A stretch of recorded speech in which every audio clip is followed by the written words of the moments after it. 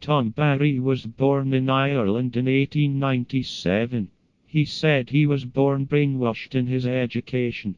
He was only taught about English history, nothing of his noble Irish revolutionary history. He learned nothing of the great Irish patriots who fought and died trying to free Ireland from the repressive British yoke. In 1915 he enlisted in the British Army. He fought in Egypt, Russia, Italy, France and Iraq. When in Iraq he heard about the Easter Rising in Ireland. He said of this that it was a pivotal moment in his life. When demobilised from the British Army, he spent 6 months reading about Irish history and the great struggle for freedom. Although initially very skeptical of the fight against the British Army, his mind was changed for good when he saw the war crimes committed by the British Army against his people. In 1920 he joined the 3rd West Cork Brigade of the Irish Republican Army. Years later Barry talked about first hearing about the Easter Rising and the non-Irish pro-British education in Ireland during his school years. I saw it past the orderly room and there was a communique up and it told of this rising in Dublin, and it told of the executions of men whose names I never had heard: Clark, Pierce, Connolly, and the rest of them. Naturally enough, I would have been at the time about 18. I wondered what it was all about and what happened, and of course I got the British side of it. But what struck me first was the long drawn out time they took between executions, one day, two days afterwards, and so on. And that put me thinking. Of course, at that time, I had no conception of Irish nationality. And I was brought up in a period of, and school days, I could name every king and queen of Britain or of England.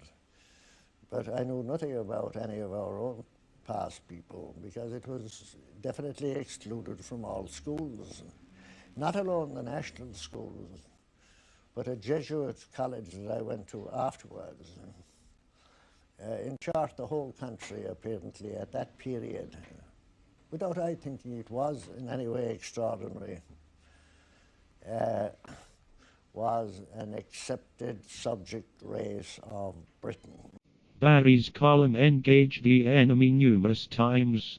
The first major engagement was the Taurine ambush, when it took on the despised Essex Regiment. A regiment hated and noted by locals for torture and burning of local people's houses. But its most important was the Kilmichael ambush. Here the column engaged the elite of the British Armed Forces in Ireland, the auxiliaries or Auxies. The column wiped out a company of the Auxies in the Kilmichael ambush. This was a turning point in the Irish War of Independence, as it showed the Irish people that the IRA was capable of taking on and defeating the elite British force. It also caused a domino effect of British war crimes, notably the burning of Cork City, which appalled the English public so much that they forced their government to pull out of Ireland. The column came closest to encirclement and annihilation in the Battle of Crossberry. The British mobilised 1,200 troops in an attempt to find and capture the column.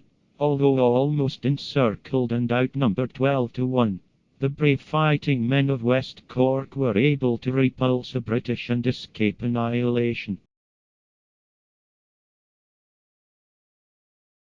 Well, every man that was allowed onto the column was selected. And you had good calibre there. You had a fine lot of good, decent Irishmen. And you had a lot of brave men there amongst them. And I would say that at least 9 out of 10 of them were prepared to give their life, even though they felt that it would end like all our struggles in disaster, but they were going to make the British pay once it started. And I was very, very lucky in the calibre of that came under my command. And I made it clear to every man that joined the column, that volunteered for the column, that they'd have to live hard, they'd have to eat when we could get it, they'd have to travel far and fast, they'd have to sleep where they could find it in a hay barn or in a field.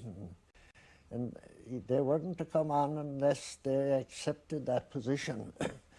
And above all, they had to accept the discipline of me, the column commander, and my section commander. And I must say I never had the slightest bit of trouble with one of them. They're all dead now, nearly. But they were men you could be proud of.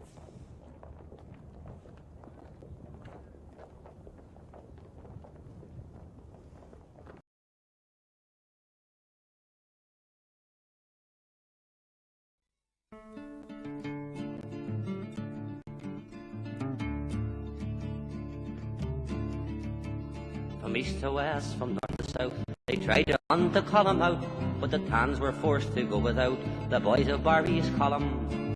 In armoured cars they came to stay and wipe the Irish cowards away, but oh, the lovely holiday was stopped by Barry's column. Oh, but isn't it great to see the Tommies and the RIC, the black and tans and the sailors flee away from Barry's column. Lloyd George might have some wily tricks, and how the volunteers to fix, yet all his black and tans go sick when they think of Barry's column. His prisons come in red and black, no tanks or war equipment lack, yet o'er the sea they ne'er get back, if caught by Barry's column. Oh, but isn't it great to see the Tommies and the RIC, the black and tans and the stickers flee away from Barry's column. Along the lonely road they wind, armed in front and armed behind. We're sorry, but that bridge was mine, said the lads of Barry's column. They stopped to rest just for a spell, some hand grenades upon them fell. Here, share them out among yourselves, said the lads from Barry's column. Oh, but isn't it great to see the Stickers and the RIC, the Tommies and the tans all three, away from Barry's column.